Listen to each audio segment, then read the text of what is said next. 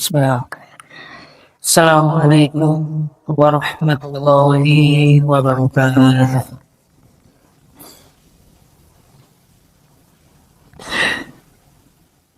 Innal hamdalillah nahmaduhu wa nasta'inuhu wa nastaghfiruh wa na'udzu billahi min shururi anfusina wa min sayyiati a'malina. May yahdihillahu fala mudilla lahu wa may yudlilhu fala hadiya lahu. Asyhadu an la ilaha illallah wahdahu la syarika lahu wa asyhadu anna Muhammadan 'abduhu wa rasuluh. Allahumma la sahla illa ma ja'altahu sahla wa anta taj'alul hasna idza syi'ta sahla. Allahumma inna nas'aluka ilman nafi'an wa rizqan thayyiban wa amalan taqabbalan. Allahumma inna na'udzubika min ilmin la yanfa' wa min qalbin la yakhsha' wa min nafsin la tashba' wa min da'watin la yustajabu laha. Rabbi shrah li sadri wa yassir li amri wahlul 'uqdatam min lisani yafqahu qawli, amma ba'du.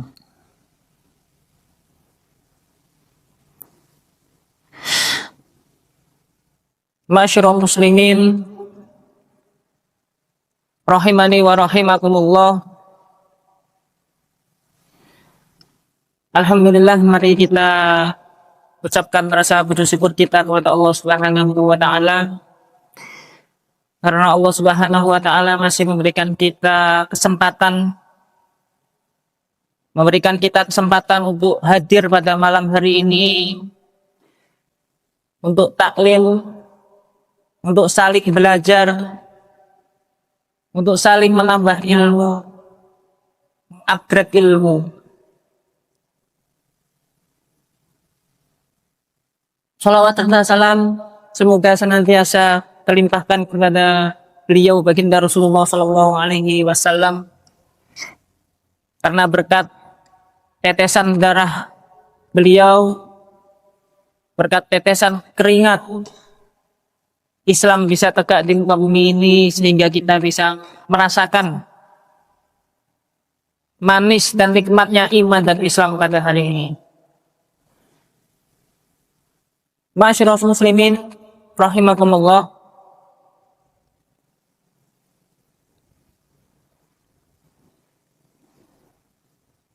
Tadi malam saya ditelepon oleh beliau, Pak Karim. Kalau disuruh menggantikan.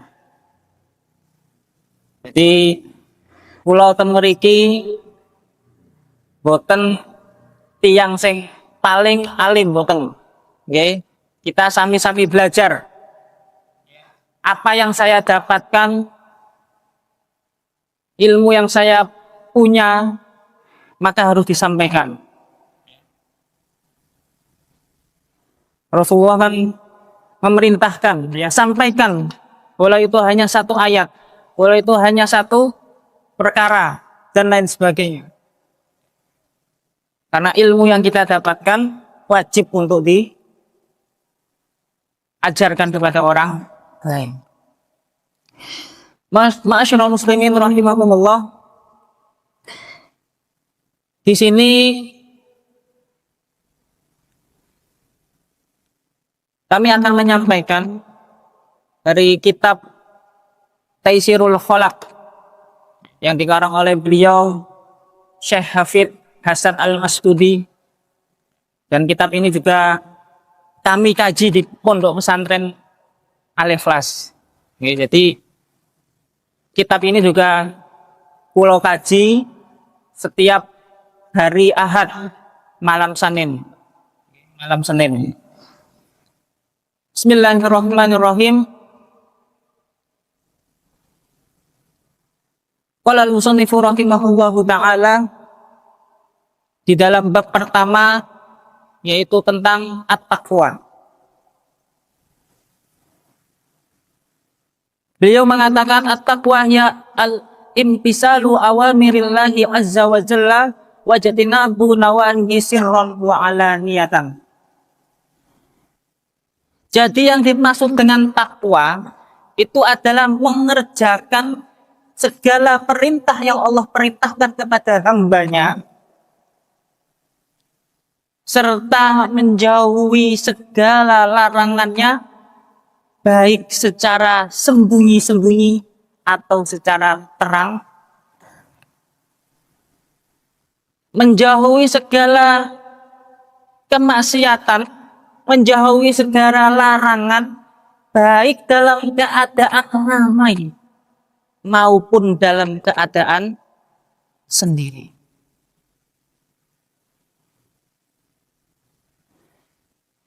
Rasulullah Shallallahu Alaihi Wasallam beliau bersabda, la a'lamanna aqwaman min ummati ya'tuna yaumal qiyamah. Bahwasanya akan datang pada hari kiamat nanti mereka dari golongan umatku, kata Rasulullah Shallallahu Alaihi Wasallam, bihasanatin amsalin jibalin tihamatan bidun. Mereka membawa pahala kebaikan yang mana pahala kebaikan itu sebesar gunung Tihamah yang berwarna putih. Fayaj'aluhallahu haba'an mansura. Akan tetapi Allah Subhanahu wa taala menjadikan seluruh amalan kebaikan itu seperti debu yang berterbangan. Kemudian salah satu seorang sahabat Thauban bertanya kepada Rasulullah Shallallahu Alaihi Wasallam, ya Rasulullah, sifhum lana, jallihim lana, alla nakuna minhum wa nahnu la na'lam. Wahai Rasulullah Shallallahu Alaihi Wasallam, jelaskan kepada kami siapa mereka. Jelaskan kepada kami bagaimana ciri-ciri mereka, bagaimana sifat-sifat mereka, agar kami tidak menjadi seperti mereka, sedangkan kami sudah mengetahui akibatnya. Kemudian Rasulullah Shallallahu Alaihi Wasallam melanjutkan, amma innahum ikhwanukum, bahwasanya mereka adalah dari saudara-saudara kalian, wa min jildatikum, dan dari bangsa-bangsa kalian, dari golongan-golongan kalian. Wa ya'khuduna minal lail kama ta'khudun. Mereka juga mengerjakan sholat malam sebagaimana kalian mengerjakan sholat malam.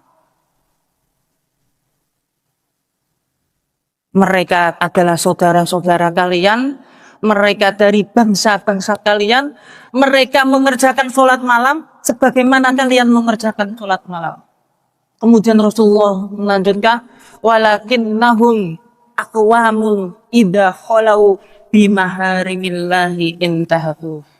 Akan tetapi mereka adalah golongan-golongan yang ketika dalam keadaan sendiri mereka melakukan kemaksiatan kepada Allah Subhanahu wa ta'ala.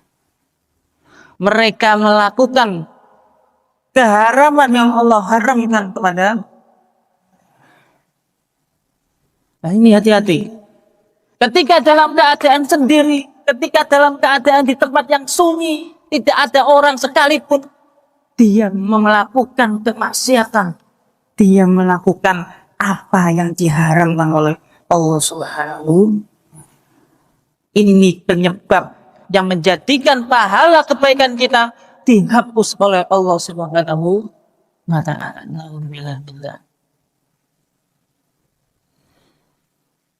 Ketika dalam keadaan ramai, seakan-akan dia taat kepada Allah Subhanahu wa ta'ala. Dalam keadaan banyak orang, dia melakukan sholat soft awal, puasa tidak pernah bolong, infak tidak pernah bolong. Tetapi ketika dalam keadaan kesendirian, dia melakukan kemaksiatan kepada Allah Subhanahu wa ta'ala. Fala tatimu illa bitakhalli an kulli radilatin. Maka tidak sempurna ketakwaan seseorang kecuali dengan mengosongkan kemaksiatan atau keburukan yang ada pada dirinya. Nah ini, baik dalam keadaan ramai dia tidak bermaksiat, dalam keadaan sendiri pun dia tidak bermaksiat. Kalau dalam keadaan ramai ketakwaan kita meningkat kepada Allah, ibadahnya luar biasa. Tapi ketika dalam keadaan sendiri yang dikerjakan maksiat, berarti ketakwaan kita belum sempurna di hadapan Allah Subhanahu wa Ta'ala. Makanya beliau Syekh Hafidz Hasan Al-Mas'udi mengatakan menjauhi larangan dalam keadaan sirron wa alaniyah, baik dalam keadaan ramai ataupun dalam keadaan sendiri. Wa tahalli bi kulli fadilatin fa hiya tariqu alladhi man salatahu ada.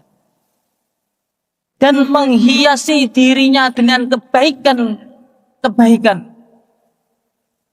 Ketakwaan adalah suatu jalan di mana seseorang itu dapat menempuh jalan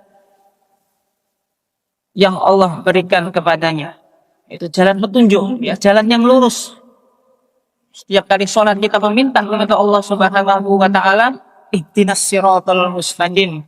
Ya Allah, tunjukkan kami ke jalan yang lurus. Makanya ketika seseorang itu kok hobi maksiat, mari kita cek pada dirinya, ada yang salah dengan sholat kita. Karena sholat itu menjauhkan kita dari perbuatan fahsya wal munkar. Sholat itu menjauhkan dari perbuatan keji wal munkar. Fahsya yang berupa dengan hawa nafsu. Nah, kalau kita sholat 5 waktu, tapi kita masih kalah dengan hawa nafsu kita, di sini ada yang salah dalam sholat kita. Entah kekhusyuan kita, atau keikhlasan hati kita kepada Allah, atau mungkin ada rukun-rukun sholat yang terlewat. Ini mari kita koreksi. Baru selesai keluar masjid, lisannya sudah bermaksiat kepada Allah. Baru keluar dari masjid, tangannya sudah bermaksiat kepada Allah. Baru keluar dari masjid, kakinya sudah melangkah ke tempat yang diharamkan oleh Allah Subhanahu wa Ta'ala. Wa asbabuha katsiratun minha. Sebab-sebab takwa. Jadi ada sebab-sebabnya. Kenapa kita disebabkan, ya, diharuskan untuk bertakwa kepada Allah Subhanahu wa Ta'ala. Yang pertama yaitu Allah ayyula fidul insanu annahu abdul dalilun. Di antara yang pertama bahwasanya kita ini menyadari bahwasanya kita adalah seorang hamba yang hina, hamba yang selalu bermaksiat kepada Allah Subhanahu wa Ta'ala. Wa inna rabbahu qawiyyun azizun. Sedangkan Allah Subhanahu wa Ta'ala, beliau adalah Allah adalah zat yang maha perkasa dan maha mulia.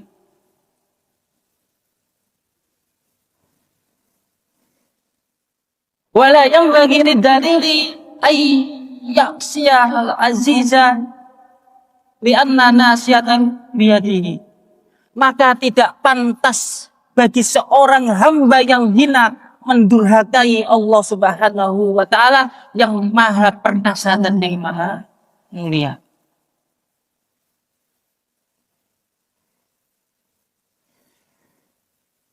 Seorang anak tidak boleh durhaka kepada orang tua.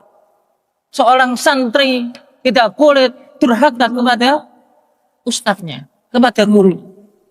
Seorang siswa tidak boleh durhaka kepada guru.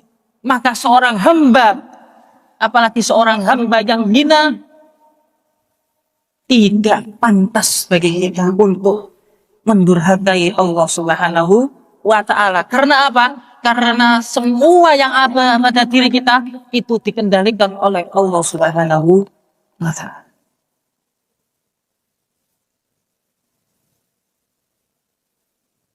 Mulai dari kenikmatan, mulai dari rezeki, maut, jodoh, saidun wasakiyun,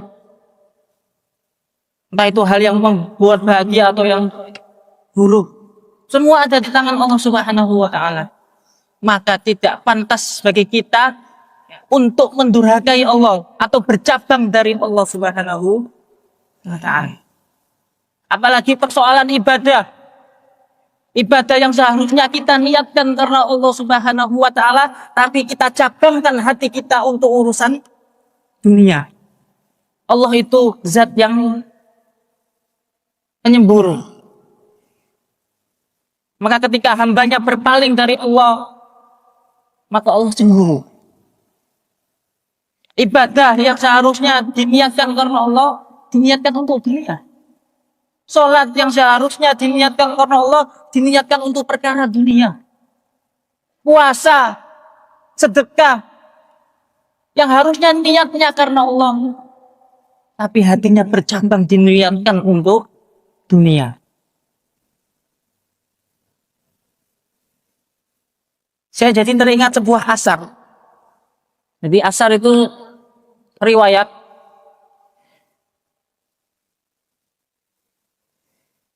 Jadi Abdullah bin Mubarak, beliau ini seorang tabi'in, min kibarit tabi'in. Jadi Abdullah bin Mubarak, beliau adalah seorang tabi'in, tapi yang tingkatannya paling tinggi.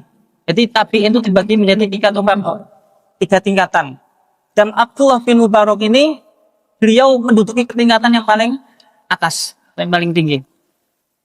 Jadi Abdullah bin Mubarak, itu aktivitas hobinya Pak, Bu, itu mendatangi para sahabat satu persatu. Karena Abdullah bin Mubarak tidak dapat berjumpa langsung dengan Rasulullah SAW. Maka suatu hari Abdullah bin Mubarak ditanya oleh para sahabat, "Wahai Abdullah bin Mubarak, bagaimanakah keadaan para sahabat ketika membaca Al-Quran?" Kemudian Abdullah bin Mubarak menjawab, "Saya ini melazimi para sahabat satu persatu. Mulai dari makannya, mulai dari taklimnya, mulai dari sholatnya, sampai bagaimana keadaan para sahabat ketika membaca Al-Quran." Kemudian ditanya,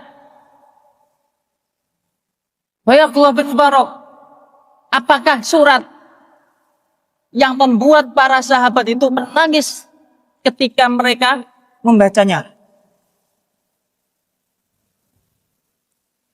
Kemudian Abdullah bin Mubarak mengatakan bahwasanya para sahabat itu akan menangis ketika mereka melewati surat Hud. Makanya surat Hud ini termasuk salah satu surat yang membuat Rasulullah SAW itu berubah. Kemudian ditanya, "Wahai Abdullah bin Mubarak, ayat berapakah yang membuat para sahabat itu nangis terseduh-seduh?" Kemudian Abdullah bin Mubarak mengatakan bahwasanya para sahabat itu akan menangis sejadi-jadinya ketika mereka memasuki ayat ke-15 dan juga ayat ke-16. "Man kana yuridul hayatad dunya wa zinataha nuwaffi ilaihim a'malahum fiha wa hum fiha la yubkhasun."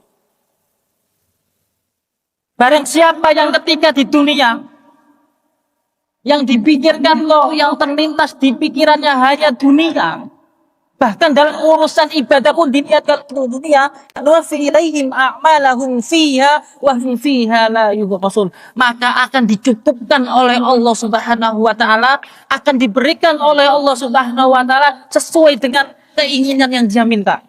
la yubkhasun, tidak akan dikurangi sedikit pun oleh Allah Subhanahu wa taala. Tidak akan dirugikan oleh Allah Subhanahu wa taala. Orang yang sholat kok niatnya supaya usahanya lancar, nuwafi ilaihim a'malahum fiha, Allah akan berikan atas apa yang dia niatkan dalam sholat itu. La yubkhasun, tidak akan dikurangi oleh Allah Subhanahu wa taala. Orang yang puasa kok niatnya supaya dagangannya laris, laku, atau bisnisnya lancar, nuwafi ilaihim a'malahum fiha, Allah akan berikan sesuai yang dia minta, sesuai yang dia niatkan. La yubkhasun, tidak akan dikurangi oleh Allah.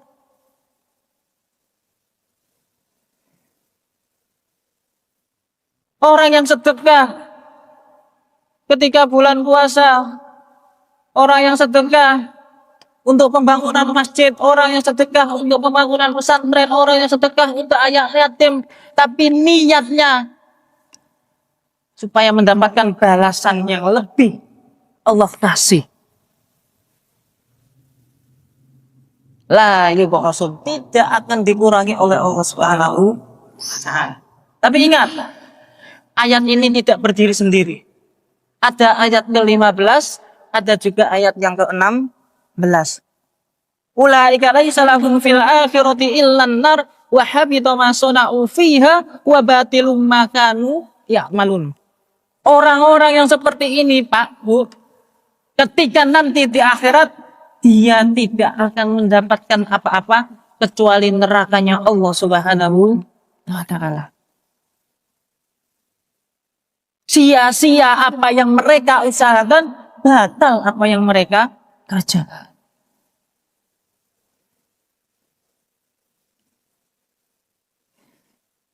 Jadi urusan ibadah kita itu tidak ada kaitannya dengan urusan dunia. Ini yang membuat Allah cemburu. Jadi mohon maaf, Allah Subhanahu wa taala itu tidak membagi dunia itu berdasarkan ibadah. Tetapi Allah Subhanahu wa taala membagikan dunia itu berdasarkan takdir yang Allah tetapkan 50.000 tahun sebelum Allah menciptakan langit dan bumi. Seandainya Allah Subhanahu wa taala membagi dunia berdasarkan ibadah, maka satu, seharusnya para sahabat tidak ada yang miskin. Dan seharusnya para sahabat tidak ada yang fakir. Tapi nyatanya sahabatil fuqara, nyatanya para sahabat itu kebanyakan dari orang-orang fakir, dari orang-orang miskin. Kenapa para sahabat miskin daripada kita, sedangkan para sahabat itu ibadahnya luar biasa daripada kita? Di situ kita mendapatkan bukti bahwasanya Allah Subhanahu wa taala tidak membagikan dunia berdasarkan ibadah. Yang kedua, seandainya Allah Subhanahu wa taala membagi dunia berdasarkan ibadah, harusnya orang-orang yang sekarang lalai dari Allah Subhanahu wa taala, harusnya orang-orang sekarang yang sibuk dengan urusan dunia sehingga meninggalkan kewajibannya kepada Allah Subhanahu wa taala, harusnya mereka lebih miskin daripada kita. Kenapa mereka lebih kaya daripada kita? Sedangkan ibadahnya lebih luar biasa kita daripada mereka. Kita yang lebih rajin taklim daripada mereka.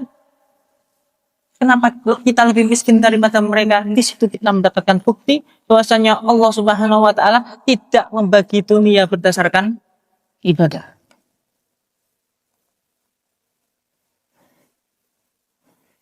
Jadi bahkan seorang sahabat Abdurrahman bin Auf,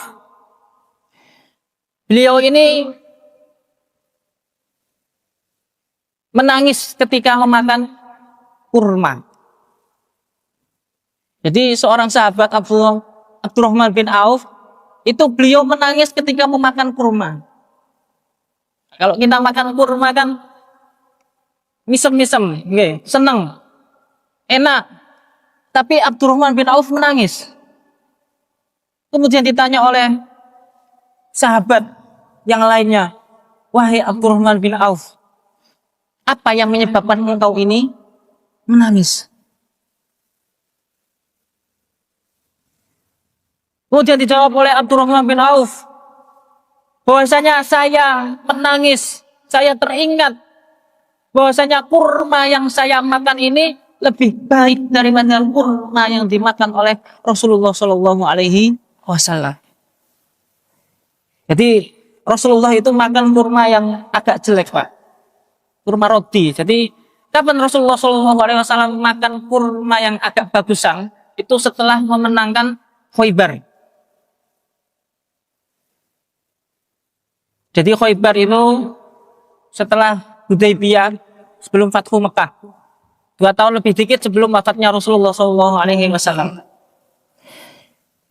Karena di Khaybar tanahnya subur, jadi kurma yang tumbuh adalah kurma yang enak.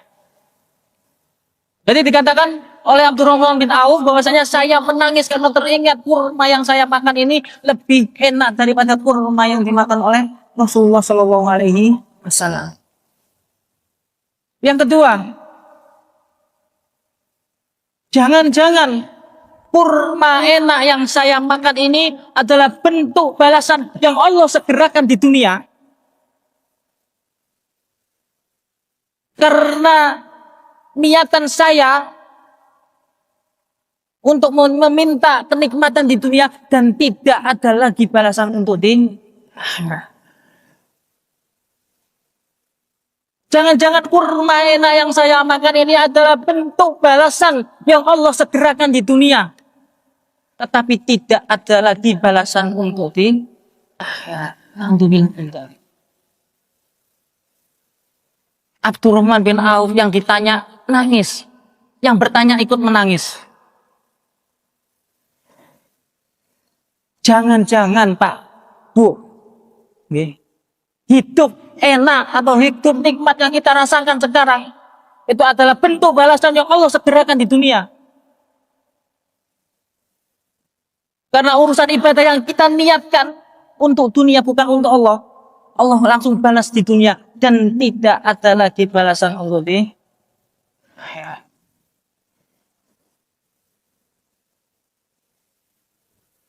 Makanya di dalam sebuah hadis dikatakan 3 orang yang pertama kali akan dihisab oleh Allah Subhanahu wa taala.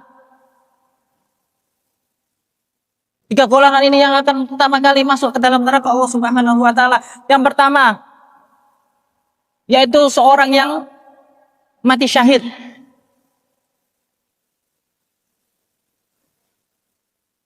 Kemudian ditanya oleh Allah Subhanahu wa taala, amalan apa yang telah engkau kerjakan di dunia dengan nikmat-nikmat yang telah aku berikan kepadamu? Kemudian dijawab, potal tu fika hatta ustus gitu. Bahwasanya aku berperang hingga terbunuh syahid di jalanmu. Kemudian Allah mengatakan kadzabta. Jadi ada kadzib, ada kadzab.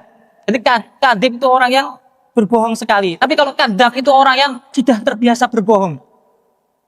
Kadzabta. Bahwasanya engkau ini berjihad supaya engkau dikatakan sebagai seorang pahlawan, sebagai orang yang pemberi. Kemudian Allah memerintahkan malaikat untuk menyeret dan memasukkan seorang mujahid ini, seorang yang mati syahid ini ke dalam neraka. Yang kedua diantaranya orang yang alim, orang yang berilmu, seorang qori, orang yang membaca Al-Quran, seorang ustadz, seorang kiai, akan dihakimi oleh Allah Subhanahu wa taala nanti di yaumul qiyamah, fa ma'amil tafiha. Apa yang telah aku perbuat dengan nikmat-nikmat yang telah aku berikan kepadamu.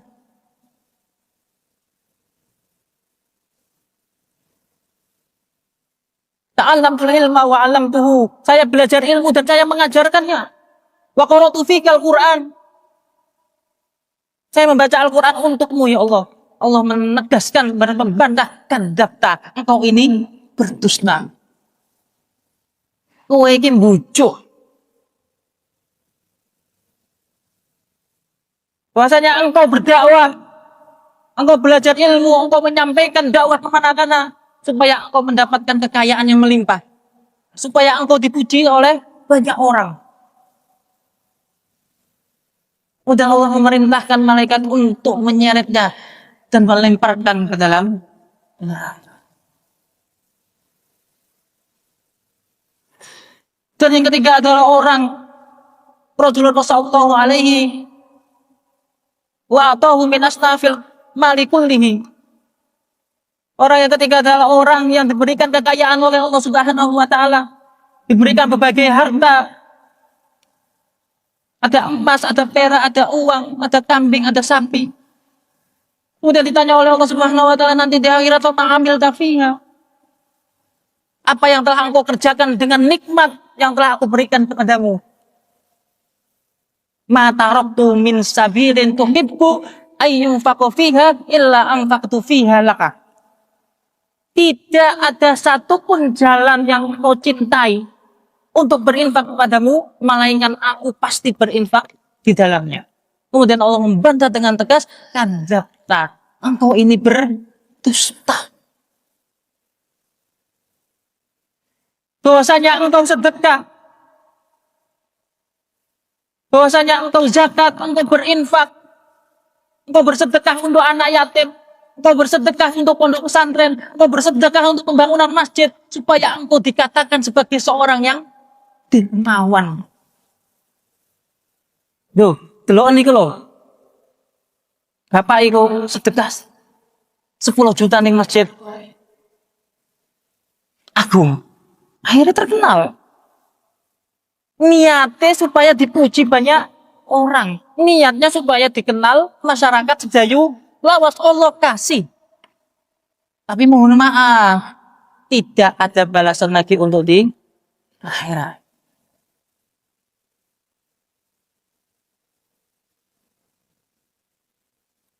Ini salah satu golongan orang-orang yang nanti akan rugi di hari kiamat.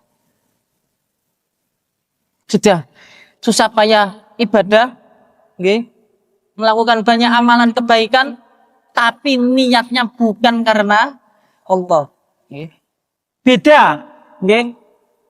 Beda dengan kita meminta dunia kepada Allah Subhanahu wa taala dengan meniatkan ibadah kita kepada Allah Subhanahu wa taala. Beda, sangat beda. Makanya niat yang paling penting. Semua amalan itu berawal dari niat.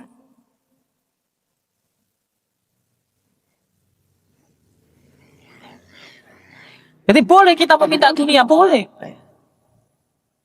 Sholat kita niatkan karena Allah Subhanahu wa taala, ikhlas karena Allah Subhanahu wa taala. Kemudian selesai sholat kita berdoa meminta. Nah itu yang boleh. Meminta dunia.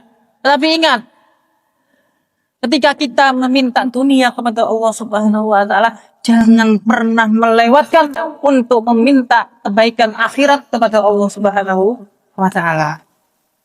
Makanya kita dianjurkan untuk berdoa, Rabbana atina fid dunya hasanah wa fil akhirati hasanah wa qina adzabannar. Kita dianjurkan untuk berdoa, Rabbana atina fid dunya hasanah, ya Allah berikanlah, datangkanlah kepadaku kebaikan di dunia. Dan berikanlah kepadaku kebaikan di akhirat. Wa qina adzabannar, dan jauhkan kami dari siksa api neraka. Ini poin pertama. Untuk bahasa sangat panjang, Wak. Baru poin pertama. Jadi, kenapa kita diharuskan untuk bertakwa kepada Allah Subhanahu wa taala? Agar kita ini menyadari bahwasanya kita ini hamba yang penuh dosa. Hamba yang selalu bermaksiat kepada Allah, maka tidak pantas bagi kita untuk durhaka, ya, untuk membangkang kepada Allah Subhanahu wa taala.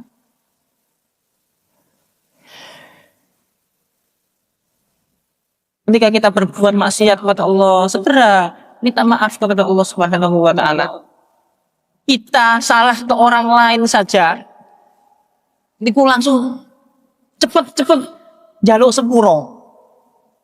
Nah, ketika kita salah kepada Allah Subhanahu wa taala, pernah enggak hati kita bergerak supaya cepat-cepat mohon ampun kepada Allah Subhanahu wa taala. Taubat, minta ampun sama Allah Subhanahu wa taala.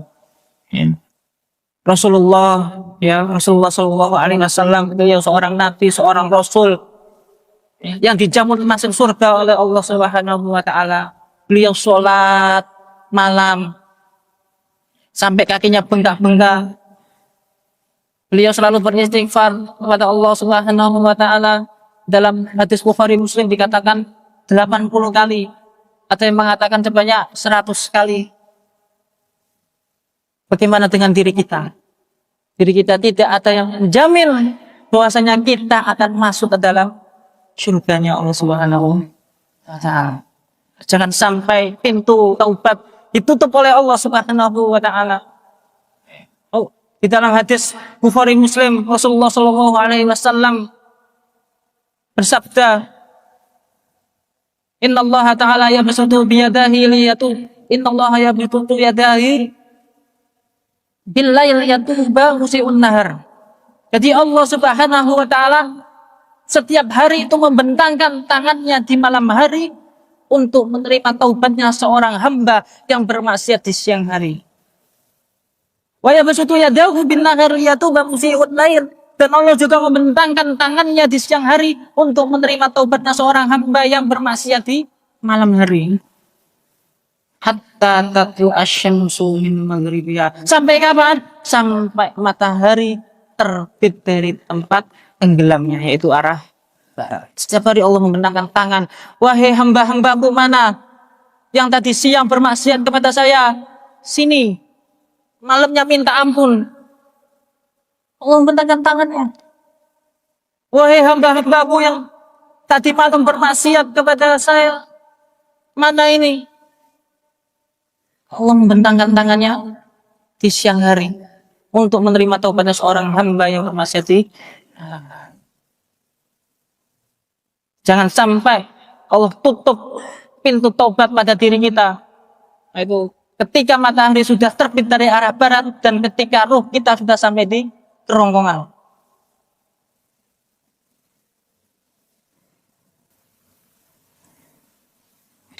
Di dalam hadis Bukhari Muslim Rasulullah Shallallahu Alaihi Wasallam bersabda, Inna Allah Azza wa Jalla la yaqbalu taubatal abdi ma lam yughrir. Bahwasanya Allah Subhanahu wa taala tidak menerima taubatnya seorang hamba manakala ruhnya sudah sampai di kerongkongan. Nah, ini dua waktu yang mana Allah akan menutup pintu taubat seorang hamba. Mari, yang poin awal ini, kalau kita merasa durhaka kepada Allah, kalau kita merasa punya banyak salah kepada Allah, kalau kita merasa sering bermaksiat kepada Allah, maka segera minta maaf kepada Allah. Tidak pantas bagi seorang hamba yang hina, ya, orang hamba yang tidak apa-apanya di hadapan Allah. Kita hanya seorang manusia yang kecil. Maka tidak pantas bagi kita untuk sombong kepada Allah Subhanahu wa taala. Yang kedua,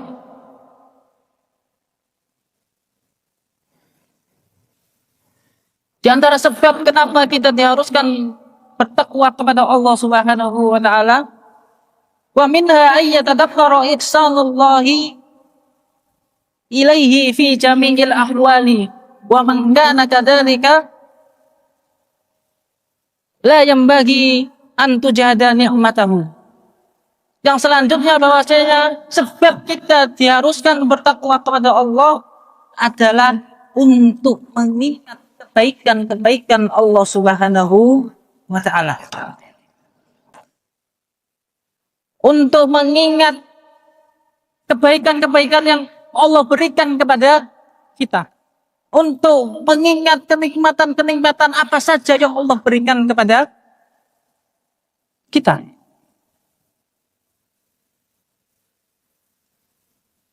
Maka ketika seorang hamba mengingat kebaikan Allah, saya yakin mereka akan malu untuk bermaksiat kepada Allah.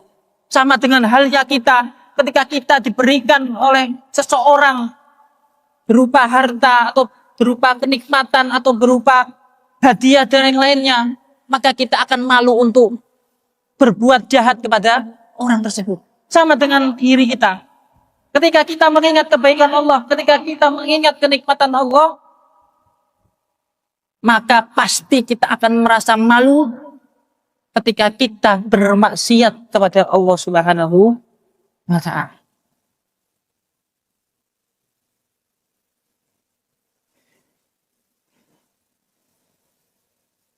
Dan yang terakhir,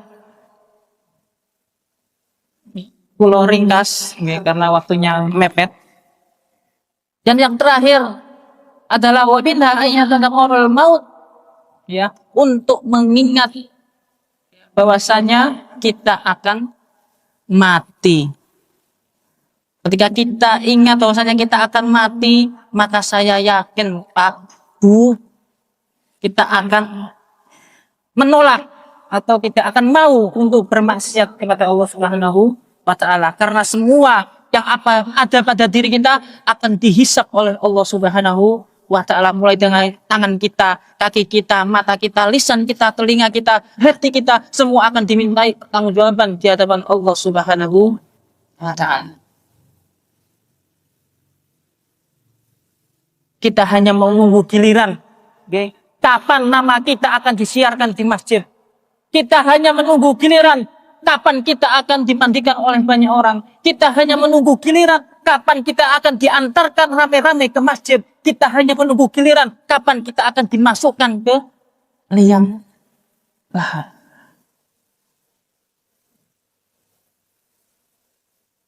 Barakallahu fikum. Ini adalah 3 poin. 3 sebab kenapa kita diharuskan bertakwa kepada Allah Subhanahu wa Ta'ala. Kita cukupkan sampai sini. Barakallahu fikum. Wallahu a'lam bissawab. Alhamdulillahirabbil alamin. Subhanakallahumma wa bihamdika asyhadu an la ilaha illa anta astaghfiruka wa atubu ilaik. Ihdinas siratal mustaqim. Assalamualaikum warahmatullahi wabarakatuh.